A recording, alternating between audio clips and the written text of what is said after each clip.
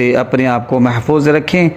انشاءاللہ العزیز پھر آپ دیکھیں گے کہ اس کی برکات کیسی آپ کو نظر آتی ہے، کیسے انوارات آپ کو نظر آتے ہیں، اور کیسے آپ کے معاشی اور مالی مسائل جو ہیں وہ حل ہوتے ہیں۔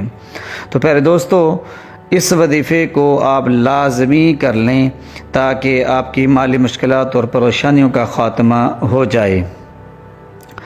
پہلے دوستو، یہ وظیفہ سورۃ مزمل پر مشتمل ہے۔ بعد نماز عشاء سونے سے پہلے آپ نے اس وظیفے کو کرنا ہے۔ سب سے پہلے آپ نے 11 مرتبہ درود پاک پڑھنا ہے۔ یاد رکھیے گا کہ 11 مرتبہ درود پاک پڑھنا ہے، وظیفے کے شروع میں بھی اور وظیفے کے آخر میں بھی۔